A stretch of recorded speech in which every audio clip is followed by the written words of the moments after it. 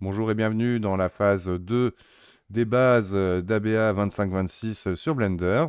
Dans cette phase-là, nous allons découvrir la sculpture qui va vous permettre donc de générer des modèles avec un système de pinceaux.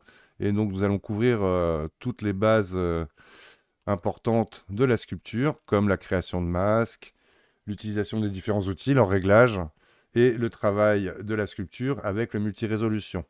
Donc je vous souhaite un très très bon tuto. Donc d'abord, dans un premier temps, nous allons tout sélectionner. Donc nous avons le menu Select qui permet de sélectionner tout avec son raccourci clavier A. Donc quand je fais A, je sélectionne tout. Pour tout désélectionner d'un coup, vous avez double A. Donc A, je sélectionne, double A, je désélectionne. Donc une fois que j'ai tout sélectionné, nous avons la possibilité de supprimer de différentes manières. Par le clic droit Delete, le raccourci X, le bouton Supre du clavier qui supprimera directement tous vos géométries. Donc nous allons maintenant nous montrer deux méthodes pour créer un plan qu'on va pouvoir sculpter ensuite. Donc la première, on va passer par le mode Mesh Plane. Ça me crée un plan. Et quand je vais dans Edit Mode, donc en haut de la fenêtre 3D Edit Mode, je vais trouver, donc nous le trouvons normalement dans Edge, si c'est bien par là, Subdivide, mais vous l'avez directement dans votre clic droit, Subdivide. Et là ici, en ouvrant le Adjust Last Operation, je vais pouvoir mettre 20 divisions pour avoir un plan dont je vais pouvoir bouger les points pour le sculpter. Il y a une autre solution quasiment aussi rapide. Donc là, je vais delete celui-là. X, delete. Add, mesh. Vous pouvez prendre directement, quand vous avez d'un plan subdivisé, le mesh grid, qui par défaut a 10 niveaux de subdivision. Donc rappelez-vous, ce menu-là est ouvert. Si jamais vous cliquez gauche, c'est une action, le menu va disparaître. Vous pouvez appuyer sur F9 du haut du clavier, qui rouvrira le Adjust Last Operation. Et là, je sélectionne en cliquant glissant les deux lignes de manière verticale et j'appuie sur 20 au clavier. Entrée, mon plan est divisé en 20 par 20. On peut constater en allant en Edit Mode qu'il est bien divisé en 20 par 20 et prêt à être sculpté. Donc il est important à ce stade-là de sauvegarder son fichier. Donc on va aller dans File, Save. Donc là, moi, il était déjà sauvegardé. Donc je vais faire un Save As. Je choisis mon fichier et je fais Save As. Il est sauvegardé. Ce qui me permettra à n'importe quel moment de venir le rechercher dans Récent, mon sculpte, à ce stade-là. On vérifie bien, Edit Mode, nous avons bien nos divisions. Et nous allons pouvoir maintenant découvrir la sculpture. Donc pour aller en sculpture, c'est comme pour l'Edit Mode, nous allons passer par le menu de la fenêtre 3D qui nous permet d'accéder au Sculpt Mode. Le Sculpt Mode fonctionne avec des brushes. Vous avez tout un tas de brushes pré-réglés qui vous permettront directement de travailler sur vos géométries. Le concept des brushes, nous avons deux cercles, un cercle interne et un cercle externe. Le cercle interne représentera 100% de l'utilisation de l'outil et le cercle externe, la zone entre l'atténuation du cercle interne et externe d'atténuation de l'outil. Quand je fais un cliquer-glisser, directement, je vais pouvoir comme ça pousser le maillage vers le haut. Avec la touche CTRL d'enfoncer, je vais pousser mon maillage vers le bas. Donc si vous avez encore du mal à vous déplacer, c'est le moment de bien vous entraîner. Normalement, vous arriverez à très très vite contrôler vos déplacements dans la fenêtre. Donc avec majuscule, le même outil, on va constater aussi une chose par rapport à la taille de mon outil, c'est qu'il ne change pas en fonction du zoom que je vais appliquer dans ma fenêtre. Donc du coup, c'est une façon déjà de changer la taille de son outil, en zoomant ou en dézoomant, avec votre fenêtre. Donc majuscule apportera une fonctionnalité à votre sculpt qui permettra d'aller chercher directement l'outil Smooth de lissage. Et donc là, j'ai comme ça complètement lissé ma géométrie. Donc pour résumer, simple clic par rapport à l'outil que j'ai de sélectionner actuellement, l'outil Draw, qu'on peut voir ici sélectionné. Simple clic permet de pousser les points vers l'extérieur de la géométrie. Tout simplement parce qu'ici, il est actif là où je survole avec le plus, ce qui permet comme ça de pousser vers l'extérieur. Si je me mets sur le bouton moins ici, et que j'appuie et que je clique sans appuyer sur quoi que ce soit d'autre, je suis automatiquement en négatif.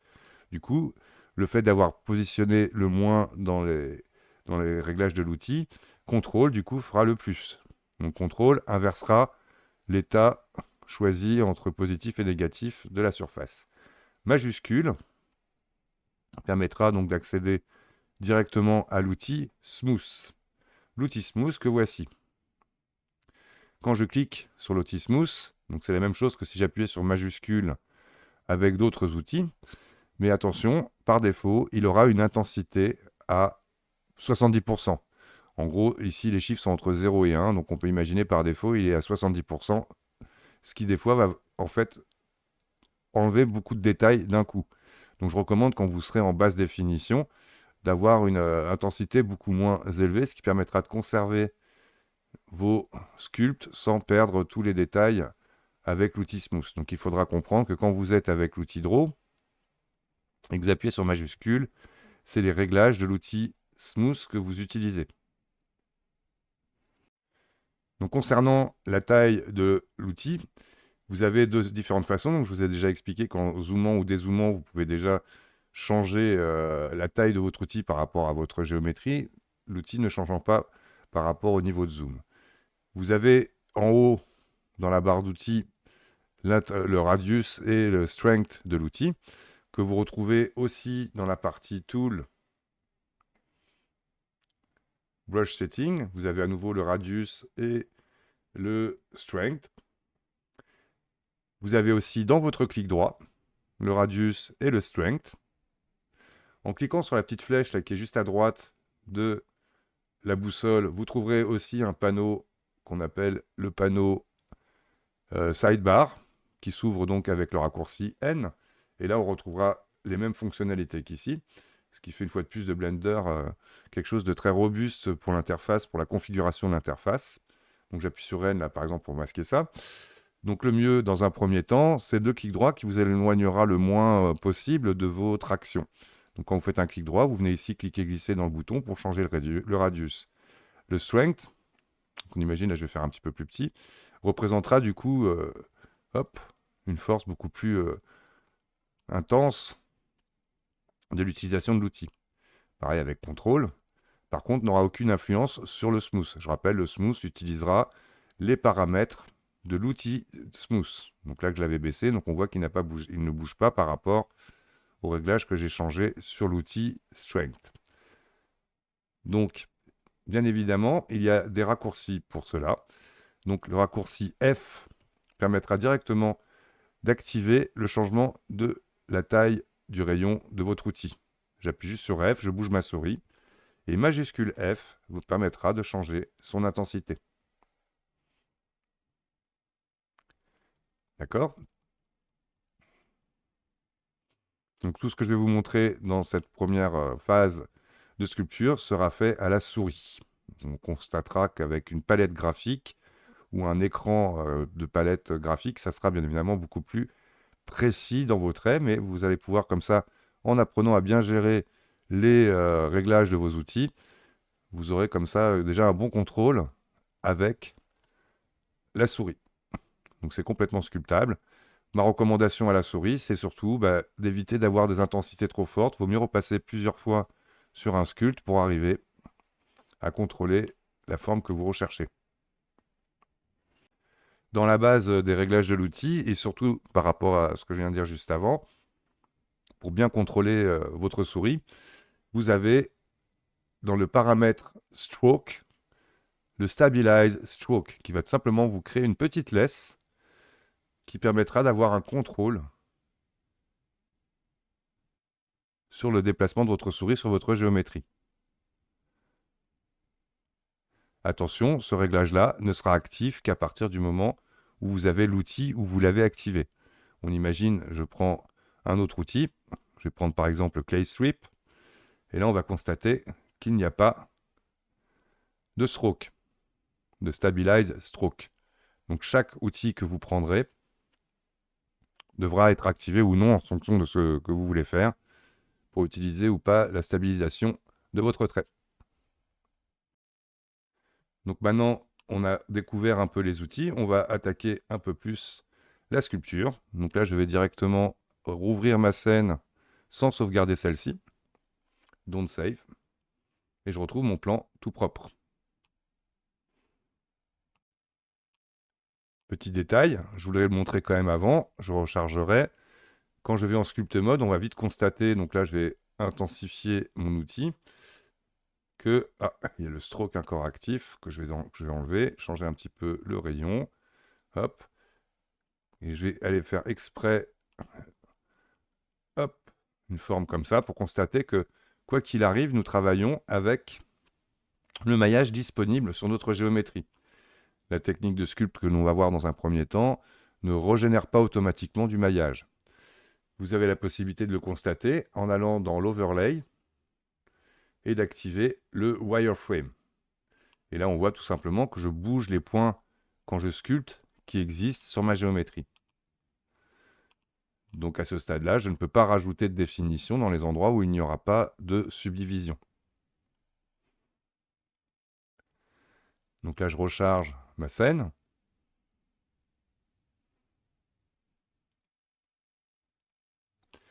Et pour remédier à ce problème, là, je vais en sculpt mode. Je vous affiche le wireframe pour bien voir ce qui va se passer. Vous avez la possibilité d'utiliser un modifier qui va permettre de générer de la subdivision sur votre maillage.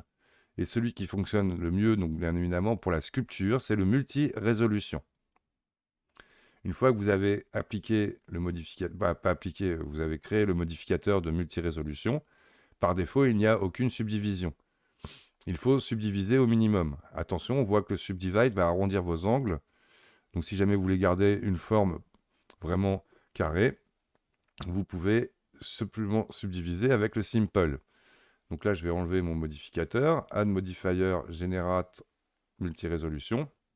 Avec simple, je vais conserver les angles de ma géométrie. Donc là, je vais aller par exemple jusqu'au niveau 4 et on voit que ça rajoute déjà énormément de maillage qui me permettra déjà de pouvoir sculpter beaucoup plus de détails et finement ma géométrie. Ce qu'il faudra comprendre, c'est que tout ce que vous allez sculpter est stocké dans le multi-résolution.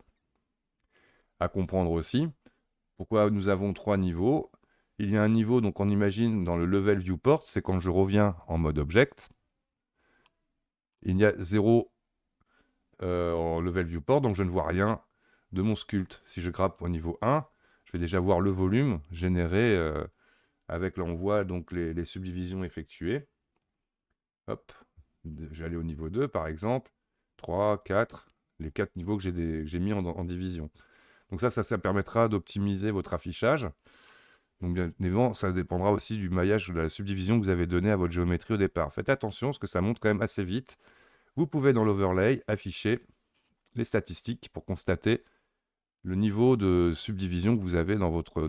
là j'ai 1600 faces. Si je fais un core simple, hop, là je suis maintenant à 409 000 faces, étant donné que je suis au niveau 5. Donc on voit que ça monte très très vite.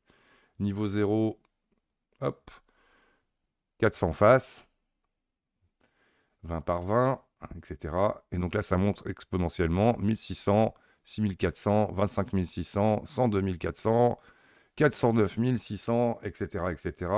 Alors attention, vos machines vont peut-être pas supporter d'aller beaucoup plus loin, parce que là, vous voyez, je suis tout de suite à 1600 faces sur ma géométrie, au niveau 6 de ma division de départ. Vous pouvez, par exemple, si vous avez fait ce genre d'erreur qui est de basculer votre niveau de sculpt à un niveau trop élevé et que votre machine n'est pas en PLS, vous descendez par exemple, je me remets au niveau 4, et là je fais Delete Higher, qui supprimera, attention là il a pris le niveau dans lequel j'étais, du coup comme j'étais en object mode, là si j'étais, donc je reviens en arrière, CTRL Z, hop,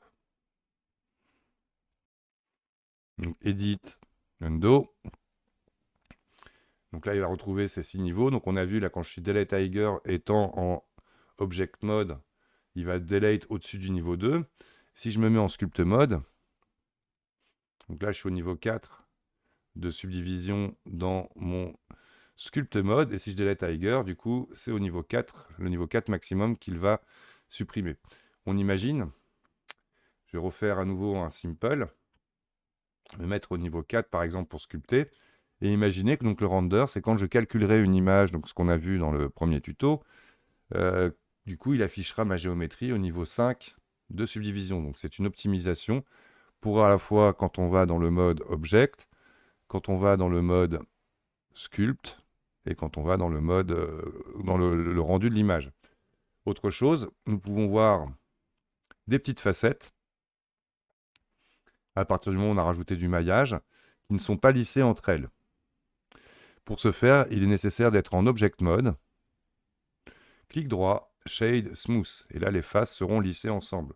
Donc on imagine, hop, si je retourne, ah oui, aussi une autre chose, nous voyons le maillage réel de l'objet, moi pas le maillage d'origine de l'objet. Je rappelle, si je vais en Edit Mode, ça c'est mon maillage. Je retourne en Sculpt Mode, là on voit directement le résultat du niveau de sculpt.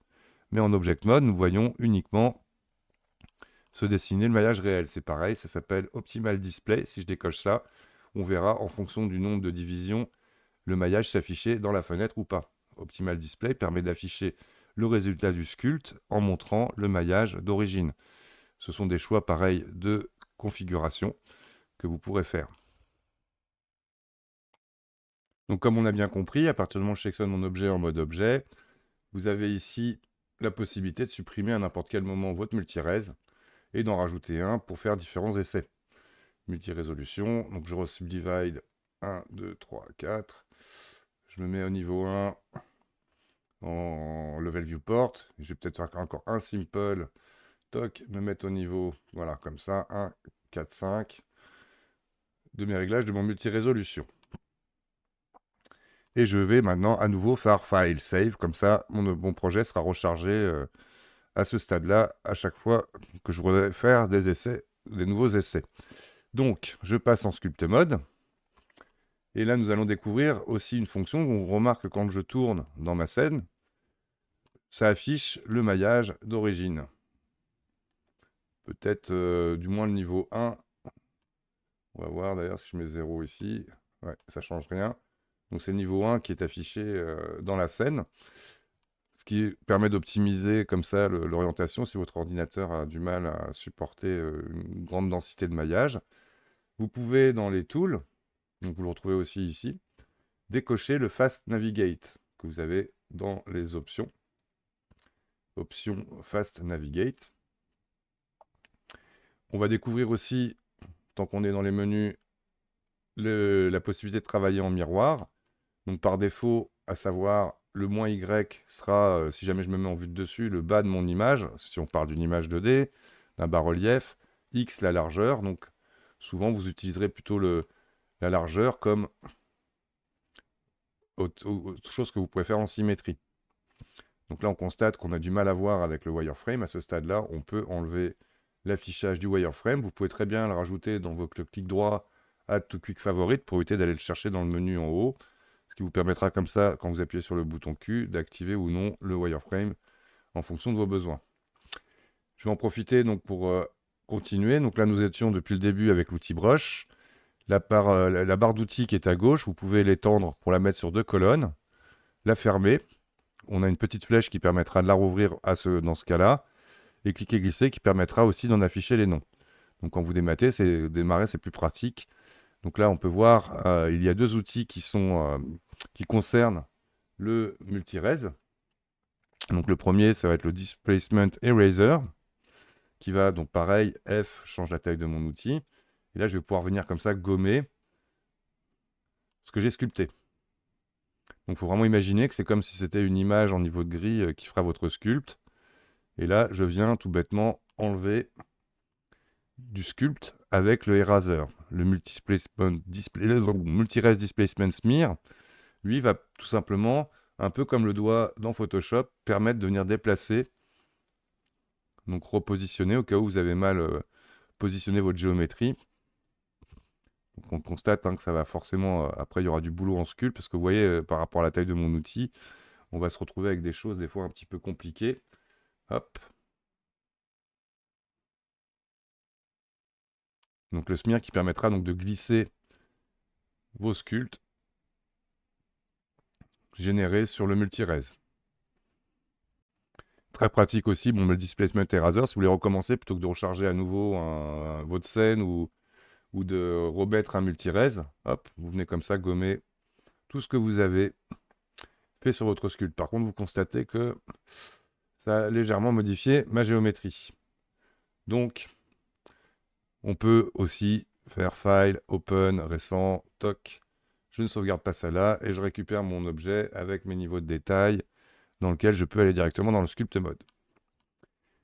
Donc, comme je l'ai fait tout à l'heure, je peux enlever le wireframe maintenant, désactiver le Fast Navigate, activer l'axe X, File, Save. Comme ça, hop, si jamais je fais une nouvelle scène et que je viens charger mon ancienne scène, pour reset donc l'interface, je serai directement dans les paramètres que j'ai sauvegardés. Donc là, nous allons regarder un petit peu les différents outils que Blender nous propose pour la sculpture. Donc on va partir un peu dans l'ordre. On a le blob, donc je rappelle F. Ah, faut que je réactive. J'ai oublié de l'activer. Mon raccourci clavier. L'affichage de mes raccourcis. Donc F, je change la taille de mon outil. Le blob va nous permettre de créer tout de suite, comme son nom l'indique, un blob. Avec CTRL, vous pouvez creuser à l'intérieur. Une fois de plus, ça sera en fonction du maillage disponible. Hop. On peut combiner comme ça avec des contrôles, donc des plus et des moins. Un résultat, donc on constate là, hop, vous voyez tout de suite, une fois de plus, en fonction du maillage que vous avez. Donc comme je l'ai ajouté dans mon quick favorite, le wireframe, voilà, on comprend tout de suite pourquoi ici j'ai moins de définition. Donc ça, c'est des choses qu'il faudra apprendre à gérer. Donc là, on imagine si je passe au niveau 5, hop, j'ai un peu plus de définition, mais bien évidemment, si je veux vraiment rentrer à l'intérieur des détails ici, il faudra que je rajoute du maillage. Donc ensuite, nous avons les clays. Nous avons 3 clays.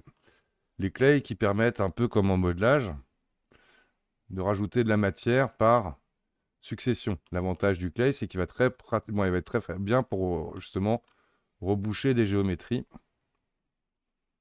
Hop. Nous avons le clay strip. Donc là, c'est vraiment, on va avoir une sensation d'ajouter des bandes de matière qu'on va souvent utiliser avec majuscules pour venir lisser et qui vous donnera justement un aspect très organique de résultat de vos sculptes. Donc bien évidemment, lui aussi, il faudra en gérer la taille de votre outil, l'intensité de votre outil. Vous pouvez creuser avec. Justement très agréable à utiliser comme outil. Avec le majuscule, je viens enlever les détails des bandes générées par le strip. Et je peux, comme ça, à n'importe quel moment, rajouter de la matière, sculpter librement. Voilà, bon, je fais n'importe quoi. On va imaginer une espèce de petite bébête affreuse. Le sumb, clay sumb, c'est vraiment le concept de pousser la matière, un peu comme justement comme on travaillerait pour voilà, créer cet effet-là, qui est très pratique aussi. Personnellement, je l'utilise moins que le clay sweep, mais il a son intérêt. Donc, de toute façon, il n'y a pas un outil mieux que l'autre. Ils sont chacun leur intérêt. Nous avons ici les crease polish, crease sharp. Le crease polish va permettre comme ça de venir insister sur des détails et en même temps de lisser avec la géométrie. Hop. Vous constatez ici, hop, l'intérêt du crease polish. Le crease sharp va permettre, lui, directement d'entailler. Et donc là, si je viens sur les côtés, ça va directement entailler sans venir lisser avec le contour. Après, bien évidemment, si jamais je mets une taille plus grande, on constate que ça le fait, mais sans venir lisser avec le résultat, alors que lui, il va lisser avec l'entourage. Donc là, par exemple, si je viens ici, hop, voilà, je peux resserrer quelque part la zone et on voit que ça fait un lissage avec la sortie de l'outil. Donc le draw, on a compris, hein, le draw, ça pousse, ça tire. Et comme tous les autres outils, nous avons accès au smooth. Là, on peut constater qu'à partir du moment où je suis à un niveau de détail, par exemple au niveau 4 chez moi, quand je smooth, il ne se passe plus grand-chose. Je rappelle qu'il faut, plus vous grimperez en définition, plus il faudra donner d'intensité à votre outil. Et donc là, si je reviens sur mon draw, on voit que maintenant mon smooth fonctionne un peu mieux par rapport à la densité. Autre solution, plutôt que de venir modifier la taille du smooth, si jamais vous constatez que quand vous lissez, bah en fait, ça ne fait pas ce que vous voudriez, bah tout simplement, vous descendez en niveau de sculpt. Alors, petite indication raccourci clavier, pour naviguer dans les niveaux de sculpt, vous appuyez sur CTRL 1 du haut du clavier, 2, 3, 4, 5, ainsi de suite, s'il n'y avait pas. Et CTRL 0, ça vous remet vraiment au contrôle 0, donc le 0 de la division. Donc là, je reviens sur mon CTRL 4. On a aussi le draw sharp qui est très intéressant pour venir raconter justement des détails, qui avec CTRL va permettre généralement, on va souvent l'utiliser dans un sens et dans l'autre pour créer des plis, du hard surface. Très intéressant aussi à utiliser avec le Stabilize Stroke, qui vous permettra comme ça, si vous n'avez pas de palette graphique, quand même de contrôler ce que vous faites un peu mieux. Le Inflate Deflate, très intéressant pour gonfler des zones. À l'inverse, contrôle compressera les choses. Donc là, on va vous retrouver souvent avec des choses comme ça, là, qu'il faudra venir lisser avec votre souris. Toujours bien d'aller chercher les détails. Hop. Alors là, nous avons le layer qui, lui, va permettre de rajouter tout simplement une couche en fonction de l'intensité que vous aurez de l'outil. Si jamais je fais, par exemple, un Maj F, je vais mettre par exemple un 0,1, ça va me permettre de rajouter une bande directement. Hop. Hop, là, on voit qu'ici, il a eu du mal à gérer l'angle. Donc bon, à trouver un intérêt avec cet outil. Nous avons, alors après, je ne vais pas rentrer dans tous les outils les uns après les autres. Je vais montrer les essentiels que je constate, moi, que j'utilise moi-même beaucoup. On a le flatten qui va vous permettre d'aplanir des zones. Donc c'est pareil, si vous voulez faire du hard surface, donc plus des objets mécaniques. Donc ça va permettre de pouvoir, comme ça, insister là-dessus. Le plateau, lui, va permettre de partir d'un endroit. Hop. Et comme son nom l'indique, de créer un plateau, donc de réaplanir une zone, par exemple. Outil que j'utilise beaucoup, on a aussi le pinch. Le pinch qui va venir pincer comme ça des zones. Ça vous permet aussi de redessiner. Là, je vais grossir un petit peu la taille de mon outil. Vous allez voir, là, hop, là je peux vraiment venir repincer. Donc du coup, là, ce que j'avais fait avec le quiz tout à l'heure. Donc là, je viens vraiment pincer la zone. Et un qu'on utilisera énormément, le grab. Donc il y a différents types de grab. Le grab de base, qui sera important à maîtriser, c'est que vous bougez à 100% le cercle interne. Donc lui, généralement, vous l'utiliserez sur une taille assez grande, qui va permettre comme ça d'avoir vraiment un contrôle absolu du résultat de votre sculpte. Hop. Donc très important avec le grab, de bien s'orienter, parce que c'est vraiment par rapport à là où vous regardez que vous allez graber, donc déplacer. Et que normalement déjà avec ces quelques outils, vous pouvez déjà faire énormément de choses. Donc c'était un petit tour de présentation pour moi des outils les plus importants, pas plus importants, les autres aussi, ceux que je n'ai pas encore montré le son, mais ça vous fait comme ça déjà une première approche des outils de sculpture.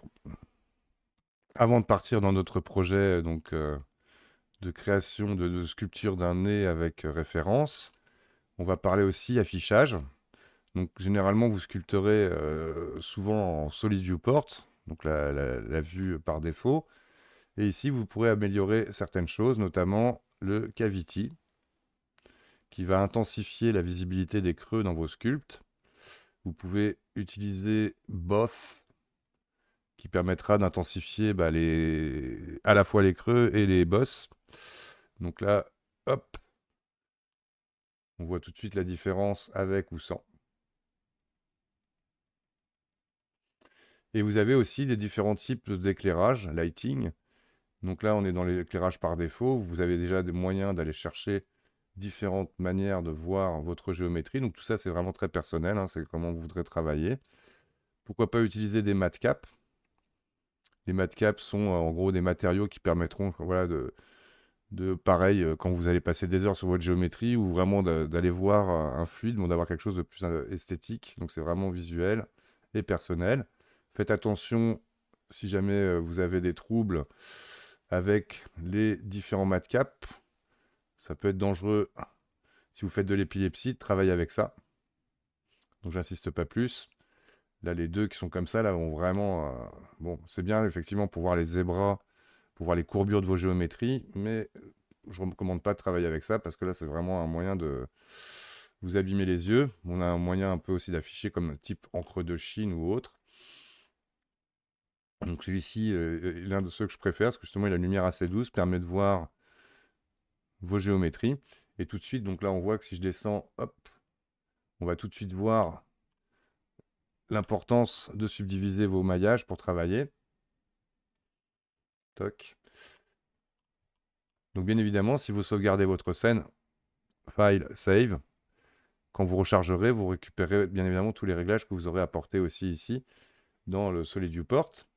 Donc là, je vais juste préparer maintenant ma scène pour la partie suivante. Donc je vais supprimer mon modificateur. Toc. Le réajouter. Multirez. Je viens faire 1, 2, 3, 4. Je vous recommande 4 sur vos machines, mais si elles le permettent, 5. De se mettre à 1 en viewport, 4 en sculpt et 5 en render. File, save. Et nous découvrirons d'autres outils et d'autres moyens de sculpter avec un projet avec référence d'image. Donc chercher une image de référence, rien de compliqué. Je suis dans Firefox. Je vais taper donc avec la recherche Google référence nez 3D par exemple. Je tout refuse. Je vais dans images. Et là, j'aurai plein de références de nez, etc. Avec le nom 3D, vous aurez bien évidemment des fichiers 3D qui vont s'afficher. Si j'enlève le mot 3D, vous aurez référence nez avec beaucoup plus de photos. Alors attention, il y aura peut-être des photos avec copyright dans ce que je vais montrer. Mais on imagine, donc là je vais partir sur ça. Et on va utiliser par exemple cette image-là que je vais enregistrer. Donc enregistrer l'image sous, je vais la mettre dans mon dossier Blender ABA 2026. C'est un fichier WebP, donc qui est protégé. Et hop, enregistrer. Blender n'a aucun problème pour lire ce type de fichier. Me voici dans un Blender tout propre, tout neuf, avec donc mon multirez prêt à l'emploi. Et du coup, n'ayant qu'un objet dans ma scène, je vais montrer hop, la possibilité dans mon panneau, le outliner en l'occurrence, de le transformer en image editor. Et ici, Open me permettra d'aller chercher mon image. Donc Blender 2026, mon fichier de référence. Et ici, donc en roulant la molette, Shift molette, pas Shift molette du tout, molette enfoncée pour glisser mon image, rouler la molette. Si jamais vous êtes perdu, vous avez comme dans la vue 3D View, frame all, frame, etc. Ici, vous avez pareil, frame all, qui permettra de cadrer votre image directement. Donc voilà, travailler avec une référence, c'est toujours très important. Et ça vous permet d'avancer plus vite. Donc pour démarrer, nous allons découvrir surtout un outil très puissant, le masque. Le masque, quand je vais venir sur ma géométrie, donc là j'ai mon mirror d'actif, je vois un pinceau comme les autres pinceaux avec une taille. Un simple clic va vous permettre de rajouter du masque. Et là on imagine, je viens dessiner globalement une zone, ce qui me permet aussi de cadrer mon dessin, mon sculpte à l'intérieur, au centre de mon espace de travail. Avec CTRL, vous pourrez enlever du masque. Avec majuscule, vous pourrez lisser. Donc là, je vais grossir un petit peu mon pinceau. Hop, et vous verrez l'importance que ça aura pour la suite. Donc là, hop, je vais enlever un petit peu de matière ici. Et venir lisser le contour. Donc plus vous serez lisse, plus quand vous allez sculpter, la zone sera fondue avec la partie non masquée. Ok, donc là par exemple ici, là je peux venir avec CTRL enlever un petit peu, hop, hop. Là je rezoome un peu et je viens dessiner comme ça, plus ou moins la forme de mon nez avec l'outil masque. Le masque a un menu que vous retrouvez en haut. Invert masque. Déjà je vais vous montrer avant d'inverser le masque ce que ça va faire à ce stade-là. Donc là je vais me prendre un pinceau de draw par défaut et venir cliquer glisser. On voit qu'il va travailler uniquement la zone qui n'est pas recouverte. CTRL Z, vous pouvez donc inverser votre masque, donc c'est plus facile d'inverser le masque, moins de le créer votre forme et ensuite d'inverser le masque. Là on constate que c'est peut-être pas génial, je vais venir quand même au niveau du masque, je l'avais vu avant. Donc là je viens masquer un peu mieux la zone là, de la narine, hop, que voilà. Donc là je reprends ma broche, et là je vais pouvoir comme ça sortir un peu de matière en isolant le sculpte grâce au masque. Une fois que vous avez terminé, donc donné votre volume, vous pouvez choisir par exemple de continuer de sculpter avec le masque pour être sûr de ne pas avoir de sculpte en dehors du masque. Mais si vous voulez sculpter plus librement, vous pouvez bien évidemment clear votre masque, ce qui vous permettra comme ça de continuer la sculpture. Donc outil, vous verrez qu'on utilisera beaucoup en sculpte à maîtriser. Donc c'est du dessin. Donc maintenant, nous allons partir un peu en sculpte libre. Donc déjà avec ma broche de base, je vais pouvoir corriger. Donc là, on va baisser un peu son intensité, étendre la souris et venir commencer à travailler un peu plus la forme générale de mon nez. Hop. On peut voir que lui, il est assez cagneux. On va utiliser par exemple le Draw Sharp avec pourquoi pas le Stroke pour remontrer un petit peu les outils. Il a déjà d'actif. Pour venir couper un petit peu là, ici, cette zone-là. Avec majuscule, on va venir gommer. Insister un petit peu sur la présence de la narine. Alors là, on voit que mon outil est beaucoup trop puissant. Je baisse son intensité, quitte à revenir plusieurs fois. Alors là, je préfère, pourquoi pas utiliser ici l'outil pinch. Pinch, pinch, pinch, pinch, pinch. Tic, tic, tic. Il devrait être là. Avec smooth, je viens un peu gommer tout ça. Pour creuser, pourquoi pas prendre le draw de base avec contrôle. Donc là, on va augmenter son intensité.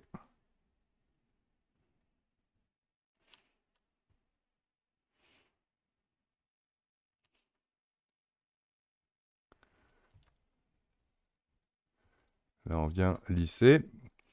Pareil, si on a du mal à lisser, je rappelle, CTRL 3 par exemple, je descends dans des niveaux de sculpte. CTRL 4 pour remonter. Et là, on peut comme ça, déjà aller chercher la forme de départ.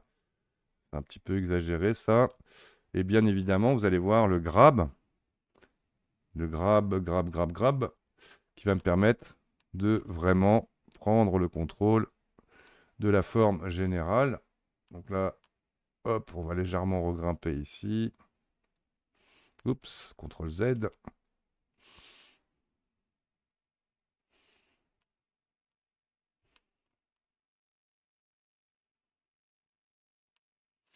Là, j'ai envie d'insister sur le contour de ma narine. Donc par exemple, on peut le faire avec le Crease Sharp ou le Draw Sharp.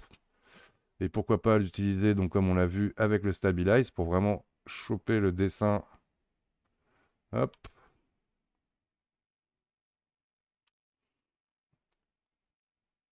Et là, on veut vraiment bomber cette zone-là. Donc, on va graber dans un sens comme dans l'autre. Hop.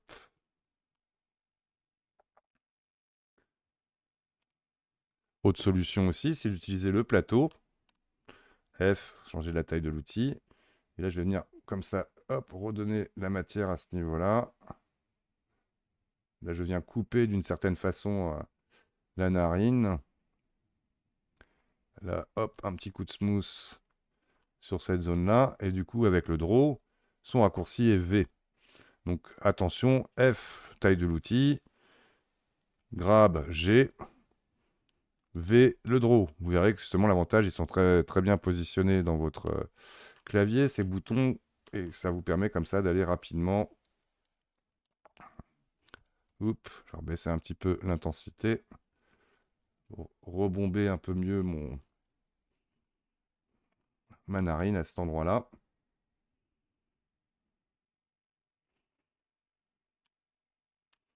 Avec contrôle, on va creuser un peu plus à l'intérieur.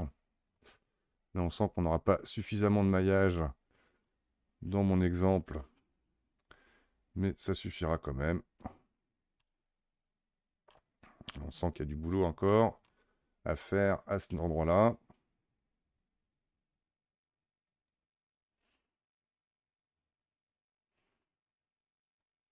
Bien regarder dans tous les sens ce que vous faites. Là, si je veux venir ici, par exemple, je peux prendre le pinch crease. Hop. On va venir dessiner un peu plus là, cette zone-là.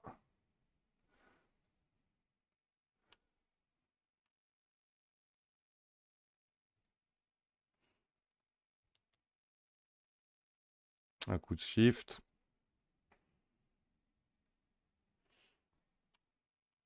Et là, on peut voir, vous voyez, par exemple, ici, là, je suis complètement en avant. Hop, grab. On va redessiner un peu mieux l'ensemble. Pas hésiter à zoomer. Surtout très important de bien regarder dans toutes les directions ce que vous faites.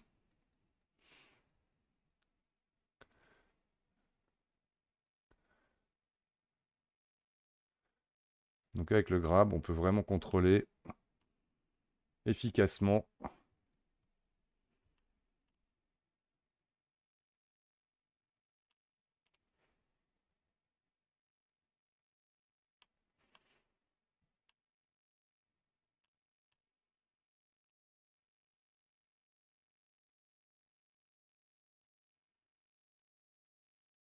Donc il n'y a pas de secret. La pratique, de la pratique, de la pratique. Là, je vais m'amuser à rajouter quelques détails finaux qu'on peut voir ici avec contrôle. Hop. Je viens smoother ensuite le résultat.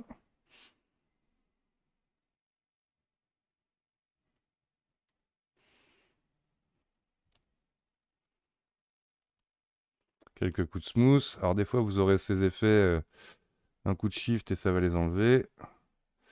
Des effets de découpe générés. Alors là, mon nez n'est pas assez pointu par rapport à ce que je peux voir là. Donc je vais utiliser le grab. Ou on peut le faire aussi avec contrôle en sculptant. Attention, je suis avec l'outil Draw Sharp.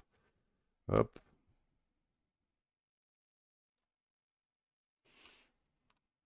Ajouter, enlever de la matière.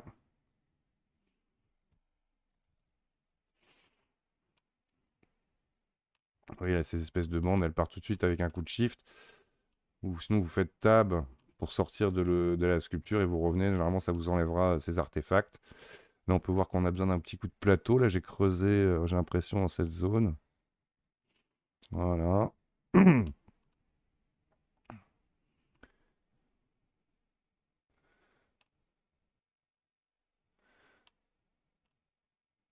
On va graber un petit peu ça.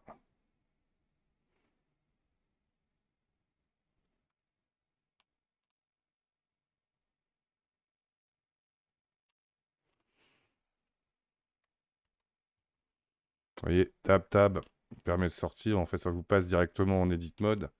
Quand vous revenez, là, ces traits disparaissent. Et c'est plutôt déjà pas mal. Donc là, bien évidemment, si on affiche le filaire, on se rappelle, je l'avais mis donc pour ceux qui ont pris la vidéo en route, dans l'affichage de l'overlay, clic droit dans le bouton ici, je l'avais ajouté dans le Quick Favorites, ce qui me permet comme ça d'afficher directement mon filaire. Donc on voit que bien évidemment ici, là au niveau de division actuelle, je ne pourrais pas vraiment rentrer beaucoup plus dans les détails, là, en imaginant que je prenne mon plateau pour venir rentrer un peu dans la narine. Il y a pas assez de maillage qui va me permettre donc de pouvoir ajouter les détails à ce stade-là. Donc si jamais je veux, bah là je peux monter d'un cran et ensuite hop, venir continuer mon sculpte. Donc à vous les studios, j'enlève le filaire et voilà, donc il faudra vous entraîner. Ce ne sera pas votre premier nez, très joli jeu de mots, qui sera forcément le plus réussi. Donc il va falloir en essayer plus d'un. Et en tout cas, c'est ce qui est pratique pour prendre en main la sculpture. Mais merci d'avoir regardé cette vidéo, puis à la semaine prochaine pour la suite.